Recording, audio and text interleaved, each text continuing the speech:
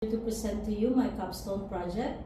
It's all about the research paper, digitalization, and the transformation of sustainable accounting, enhancing transparency and stakeholder decision making.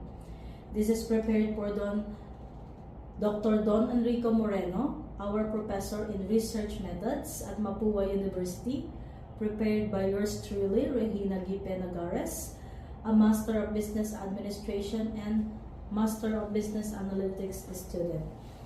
Alright, let's go to the first slide. So, what is the general objective of digitalization and the transformation of sustainable accounting, enhancing transparency and stakeholder decision making?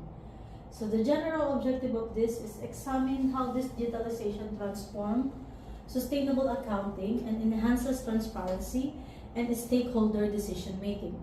A specific objective is to analyze the impact of digital tools on sustainability reporting, determine the relationship between digitalization and transparency, evaluate how digital reporting system influence stakeholder trust and decisions, identify challenges and the best practices in implementing digital sustainable accounting systems, and I want you to see these research questions as well. Like, these are the questions in my mind during the research. How does digitalization affect sustainable accounting, and what is its impact on transparency? How does it influence stakeholder decision? What challenges are faced in the implementation? So the key highlights is digital technologies are transforming accounting and sustainability reporting. Sustainable accounting integrates environmental, social, and governance, or the ESG metrics, into financial reporting. And tools such as AI, blockchain, big data analytics, cloud and ERP systems enhance accuracy, transparency, and traceability. Digitalization supports decision-making, accountability, and corporate governance. So, I just want to give you a brief of the background of the study. So, the rapid advancement of digital technology has transformed every aspect of organizational operation, particularly in accounting and financial reporting. The emergence of digitalization has not only improved the efficiency of traditional accounting system, but has also redefined how sustainability information is captured, analyzed, and communicated. Sustainable accounting, once viewed as peripheral or voluntary initiative, is now a core strategic tool for ensuring transparency, accountability, and ethical business practices. With the rise of environmental, social, and governance concerns, such as stakeholders demand more accurate, timely, and verifiable information about companies' sustainable performance. Digital tools such as artificial intelligence, blockchain, big analytics, and cloud-based reporting systems have made it possible to produce sustainability disclosure that are not only transparent but also traceable and decision relevant. These innovations are driving what scholars call digital sustainability transformation to a process where digital technology integrates with sustainability objectives to create value for both business and society. So, based on this, I conducted research by using 50 respondents from various business industry in the United Arab Emirates, such as telecommunication, hospitality, hotels and restaurants, and then retail and merchandising industry. So I have here the respondent feedback for your reference. Let's see. Okay, let's dig in the respondent feedback on this research that we conduct. Based on the respondent feedback, we have here the entity type, which is medium and small entity. Why we ask for the entity type? Actually, there is more category in the entity type. We have their international, large, there is more in the questionnaires. but only this two type of the entity was selected by our respondents. And why we are focusing on the entity type? Because they have the capability, of course, the medium to large entity, they have more capability on adapting to digital transformation. They have more access in digital transformation. And then the good thing, because we have more respondent coming from the medium to large scale, which is 38 respondent. Majority of the respondents was coming from medium to large. And we have 12 from the small entity. And we have here also the figure or pie graph for digital technology, which is the current technology that is adopted by our respondents. We have here the majority, which is the 42 respondents, using cloud computing. We have also Internet of Things, 40 respondents is using as well. And then artificial intelligence, 40 respondents is using on this. And then 28 for the SAP ERP system or other ERP system that is available. And then big data analytics for 6. So as you can see here in the pie graph, we have 50 respondents, but the total in the digital technology, we have roughly like 156. Why it is more than the actual respondents? Because most of our respondents are using a combination of this digital technology in their daily routine in performing their financial or accounting tasks. So let's go to another respondent feedback. For 4.1, this is the pie graph of the primary professional role of our respondents. Most of them are accountants with 36%. We have also the financial analyst, which is 12%. We have the auditors, which is 16%. The directors, which is 10%. We have from tax, 10% as well. And administrator, 16%. So we have here also to identify the demographics. What is the bachelor or the educational qualification? We have bachelor's degree, majority, followed by professional certification, and some of them also have master's degree, and the minimum is the doctorate one, the minimal portion. So the majority for the educational qualification is bachelor's degree. And we have also here the bar graph of experience level, wherein there's a scale from 0 to 5 years, 6 to 10 years, 11 to 15 years, and we have also 16 years and above. So majority of our respondents are having experience for 11 years to 15 years, which is equivalent to 20 respondents. And we have also from 6 years to 10 years, we have 15 respondents for that. And 16 years and above, we have 10 respondents and 5 respondents for 0 to 5. So we will move to the most important part of the respondent feedback. Really, actually this one I appreciate it a lot. So let me just discuss to you this. Sorry, I need my guide for this. Alright, I think I lost my guide.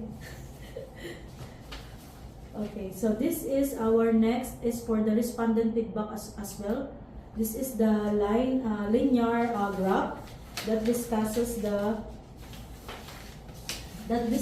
measurement of digitalization factors and information quality.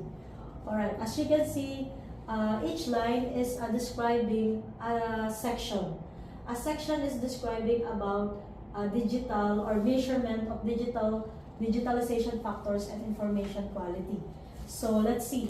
For this line, which is section A, it describes the digital transformation. Like I put some questions in that survey about digital transformation. And then also for section B, like I just categorize, by section, all the questionnaires.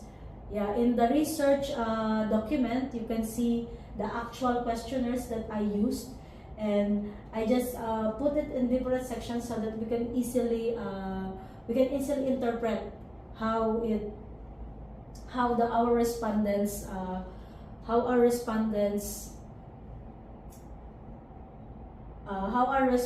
are adapting to digitalization nowadays. So let's see. Again, I'm repeating, the yellow line is for section A, which is digital transformation. And I have here accounting digitalization for section B. And I have here section C, digitalization, data protection and security.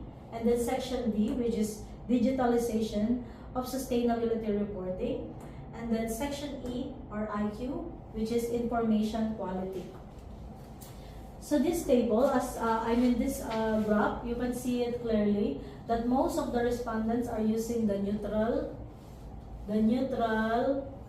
response, and then followed by great extent.